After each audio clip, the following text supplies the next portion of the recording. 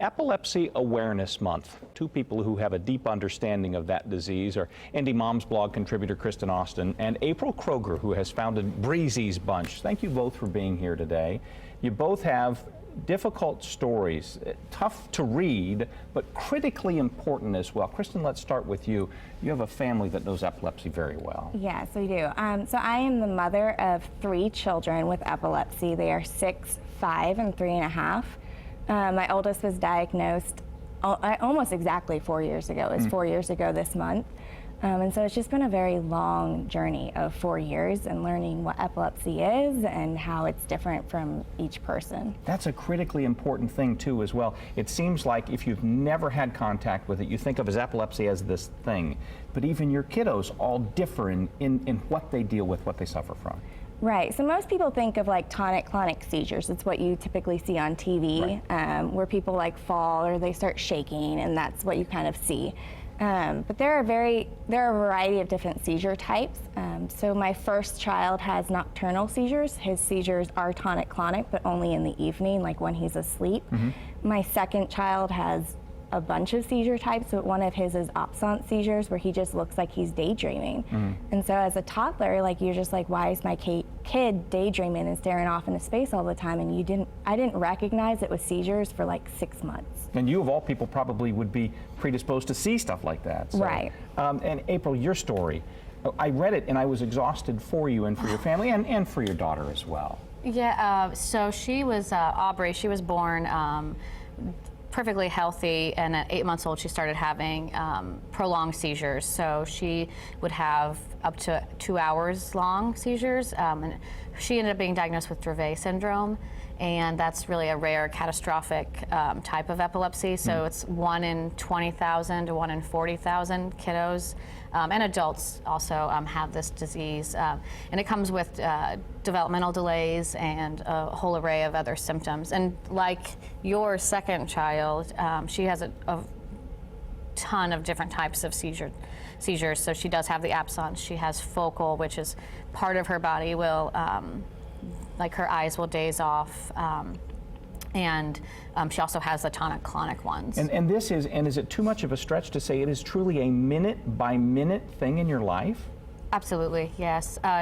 She's slowed down a little bit seizure-wise, and that typically happens with these kiddos.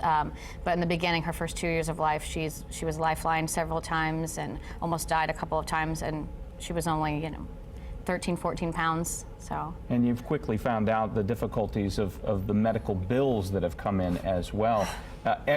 For instance, if she has more than one episode in a day, you've got difficulty even getting her to the hospital. Absolutely. The insurance wouldn't cover 2 ambulance rides in the same day, and we did have that happen where we went to the hospital, we came back because she was fine, and then went right back. As soon as we got home, we had to call the ambulance again, and they thought it was a duplicate service and those kinds of things, and it was a mess. So. What would either of you say to families that either don't know anything about this, if they can provide support, things like that, or if you do have somebody in your family that has been diagnosed recently with this, or maybe it's a family member outside your house, you're like, I don't even know how or what to say to help. What would you say to those folks?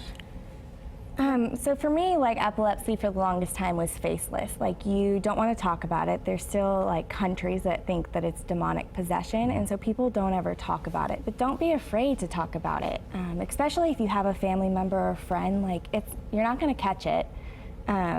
Like literally, my kids cannot give your kids epilepsy. And it's best to know like how to help take care of them. Like seizure first aid is very important, and offer parents like us who have medically like chronic medical children like some respite. Be like, hey, can we babysit your kid, because we know that it's really difficult for you and your husband to find somebody that can watch your kids. Yeah. Even just a little break. What's Breezy's Bunch? You started this in your spare time, which you have none of. Yes, so Breezy's Bunch is a local nonprofit here. We primarily focus on helping Hoosiers with epilepsy-related needs, specifically for when insurance doesn't cover specific needs. So we usually help with seizure monitoring devices, anti-suffocation pillows, cooling vests, strollers, things like that the insurance won't cover. And we do have an online support group and educational resources as well. Website that folks can go to find more information? Yeah, it's breezysbunch.org, and it's BRIEZYSBUNCH.org. BREZYS BUNCH. So it's named after our daughter Aubrey. So. Aubrey, Bree, there you go. Yeah. And the other website we want you to know, of course, is Indy Mom's blog, which, again, your story, difficult to read, but at the same time could be so useful to families who may just be touching on this for the first time. So, Kristen, April, thanks for sharing your story with us this morning. From what you said, thanks to whoever's providing you the opportunity to be here today as well. We do need to take a timeout from this, though, Drew. 9:27 right now.